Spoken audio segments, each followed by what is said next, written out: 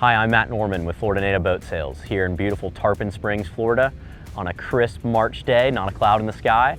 Today I have the pleasure of walking you through a new brokerage listing of mine, a 2013 Yellowfin 24 bay. Without further ado, we'll start right here in the bow. And speaking of bow, oh my gosh, we have some real estate for a forward casting deck. Yellowfin prides itself on having enough deck space here to accommodate multiple anglers and give a nice clean presentation when you are moving about the forward deck, sight fishing, or working rods.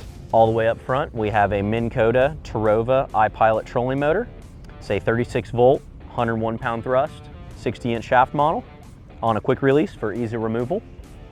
Right behind that is two combo rod holder cup holder units. So whether you're needing to use that as a cup holder or a cut bait rod holder, what a great spot. And then a pull-up stainless steel cleat directly behind it. Right behind those cup holders, we have a nice little drop down right here, a little 3-inch lip that's gonna allow you to know where the edge of the boat is. Directly behind that is a anchor locker with a C-claw anchor, and plenty of rode and chain. Secures nicely with some tabs right here, and then has a dedicated spot for the rode to go through.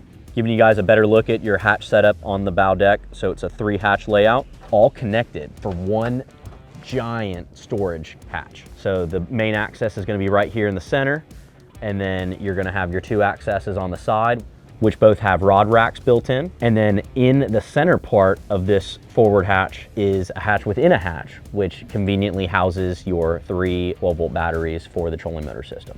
So sliding back down to the forward part of the console, nice molded in jump seat, big enough for 2 people. Upholstery's in excellent shape. Again, 2013, no rips, tears, bad weathering on the upholstery in any sense of the word. You're gonna have 5 rod holders per side, vertically rod storage on either side with a cup holder. And then take a look under this seating arrangement. Excellent access to your rigging area, your house battery, our power steering, our electronics, our C-zone system, and then even on top of that, plenty of storage for additional gear bags here. We have a Pelican bag and a backpack in here to show you how much gear and space there is in addition to your rigging access. Here at the helm station at the console, you first notice this Garmin 7212 GPS map, combination charting and sonar. On the left side, we have the Mercury Vessel View SmartCraft gauge for engine monitoring and data. On the right side, we have the C-zone digital switching to control lights, pumps, etc. Below your screens, we have a stainless steel steering wheel that is on a tilt mount, power pole control, Jackplate control, your Mercury binnacle, a pair of stainless steel cup holders, and a nice little glove compartment. Conveniently above the helm, we have a little electronics box housing your Fusion audio head unit and your VHF ship-to-shore radio. And behind the electronics box, we have a pair of 6.5-inch JL speakers mounted on this beautiful Key West style fiberglass hardtop, complete with integrated spreader lights, courtesy lights, and 4 vertical rod holders. Here at the leaning post, again, upholstery's in great shape. A couple features here. We got a couple of vertical rod holders, white powder coating in excellent shape. I love the storage conveniently hidden underneath for some quick grab items. Plenty of space for a large cooler to be stored.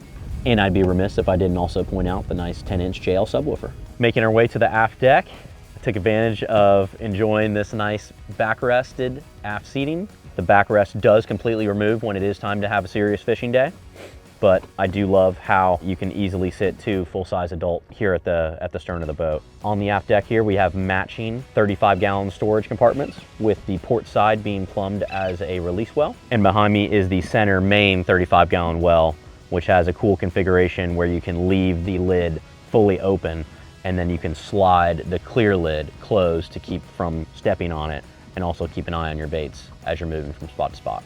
Here at the transom and business end of this 24 Yellowfin, we're powered with a Mercury 300 Verado, super low hours, again, only 357 hours. To the starboard side is a updated 10-foot power pole blade, shallow water anchor, and I am standing on the transom swim ladder with pull-out steps for easy access in and out of the boat. Rounding out this Yellowfin is the full custom boat cover. We just put it on after we got back to the marina. That does convey with the purchase, and it's gonna keep this investment protected for years to come and be ready for its new owner.